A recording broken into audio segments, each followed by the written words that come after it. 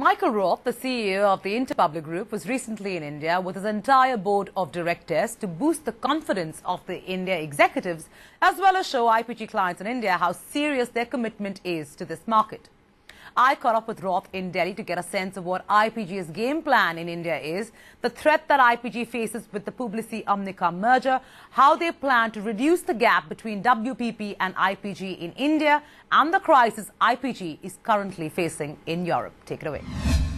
Thank you so much for joining us, Michael. Truly a pleasure to be interviewing you once again. It's my pleasure. Thank you. How would you look at the whole Publicis-Omnicom merger? Your comments on it, your initial thoughts, and is it a big threat for you now? Clearly, I don't view it as a big threat to us. If you look at the big issue that comes up here is whether this transaction is going to give both WPP and Omnicom and Publicis greater scale that would adversely impact us.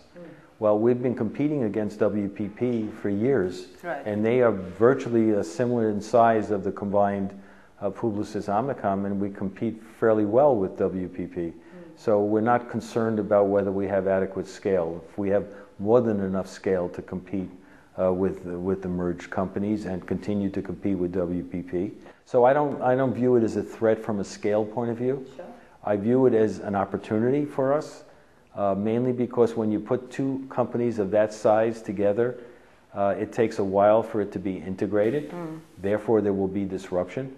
And when there's disruption, people don't like it, clients don't like it, and we view that as an opportunity. And frankly, we're seeing individuals as an opportunity in the recruiting environment right now, which is very favorable for us. We haven't seen any conflict issues yet. We've seen small issues, but everyone was talking about the conflict potential. This transaction hasn't taken place yet. Sure. So clients are sitting back and waiting to see what is going to transpire. But do you agree personally with this merger? Do you think it was a good move for both parties? They articulate that it's going to give them a bigger scale. Frankly, I don't think it's going to provide the opportunity that they may think they're going to have. I think there's a challenge whenever you put two cultures together like that, and it's a risk. Do I think they may have filled some voids that each of those holding companies may have had as a result of this transaction? Possibly, but that remains to be seen. Before this, big announcement of POG, there were talks of Publicis speaking with you, for instance, right? And once that was out of the window because this happened, we now hear that WPP. So WPP IPG is it the next marriage? Is really the question. The only reason we would do a transaction is if we need a discipline that we're not competitive in. For example, media or digital or anything like that. We don't need that. We don't have voids in our offerings where we need to do a transaction to satisfy that void. The second reason for doing the transaction would be if we needed capital. We don't need capital. In fact, we've returned $1.6 billion to our shareholders in excess cash, if you will. So we don't need capital to sustain our growth or invest in our businesses in the future. And the third reason is if someone comes along and puts a compelling offers in price that a duty I have and a board has to our shareholders to entertain. We haven't seen that offer, and if we do have an offer like that, we will entertain it. I want to talk to you about 2013 and how it was indeed a very tough year, especially in Europe for you. Yes. For IPG. If you can throw some light on what's happening in Europe and how you're dealing with it, so that your business is least impacted, or at least the blow is softened. We were disappointed in our performance, as you say, in 2013 in continental Europe. In the UK, we performed well, actually. We had expected continental Europe to have some mild recovery, or at least not be as bad as it was in 2013, and that didn't happen. So we were negative 6% for the year in continental Europe, and in the fourth quarter we took a charge of $61 million from a repositioning point of view, and that included right-sizing our offering and to match our expenses and revenue in continental Europe. So if you compared our performance to our goals, if you will, 60 basis points of the miss on our goals was attributable to continental Europe. The balance of the miss came from, frankly, new business pitch expenses, which would convert to revenue. So those were good expenses to have, but it had an adverse effect on our P&L. And the third was some agencies were not performing up to plan, and part of the repositioning of those agencies was in the $61 million. So yes, the fourth quarter and the year for 2013, we fell short of our goal. Expect to see a $40 million payback for the $61 million charge that we had in 2013. And we expect to see a 3 to 4% growth in 2014. We think we've taken sufficient actions.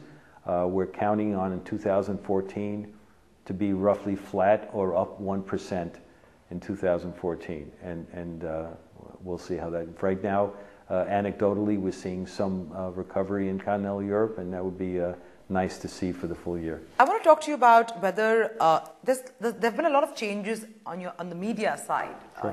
in India especially, with the whole consolidation of media brands and Shashi heading it. Yes. Are you going to be having now an IPG India CEO to overlook everything, the entire India operation?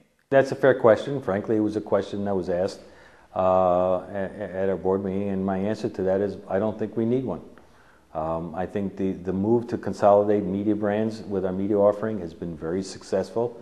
Shashi is, he is excellent in what he does. He's very well respected in the marketplace, and he's proven results that are commensurate with that. Sure. Our creative age, McCann, Lowe, and FCB Ulka have very strong managements. They have their own client base. They know what they're doing. They're very talented. And frankly, I don't need a CEO of India to oversee it. Do you see us going back to a full-service agency anytime soon? I think define full-service agency. I'd rather look at it as do I see us being a full-service offering to our clients, whether it's an agency or it's a holding company. We have to be able to meet the needs of our clients across all of our offerings. And if one network isn't enough, we have to be able to tap into the other resources of IPG. That's a good point. So you're saying there needs to be a lot more flexibility between... And collaboration between our agencies. And in fact, our clients are demanding it. In 2013, we had 4 pitches, if you will, which were basically IPG pitches. They weren't specific agency pitches. We won 3 out of those 4. And the way we won them is we put together the best of IPG offerings. Talking about collaborations, we also saw a very unique collaboration in Commonwealth. Yes. I mean, really unique. Yes. And from the word go, everybody was pretty flummoxed that could actually be a reality. What were you guys thinking? Well, I can just tell you where we're at. Commonwealth is very successful. Really? Yeah, because we're running it.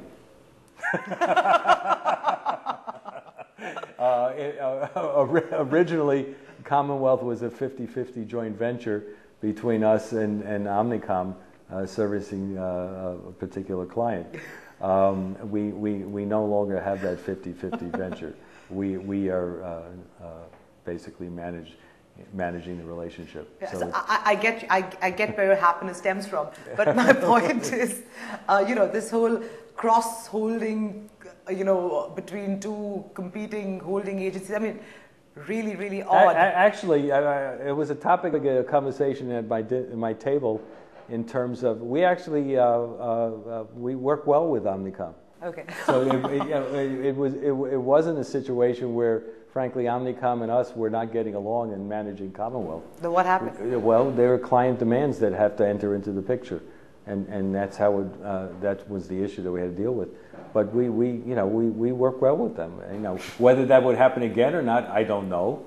But clients are clients, and we want to be responsive to what clients are looking for. There's a sudden burst of people in the creative fraternity in India who believe that they can go solo. So there's a lot of solo dancers. How do you see that panning out? I think eventually the solo creative agencies, if you will, If they want to grow, they have to attach to a global network or a stronger local network that provides the client base and opportunities. And eventually they end up being as part of one of the holding companies in some way.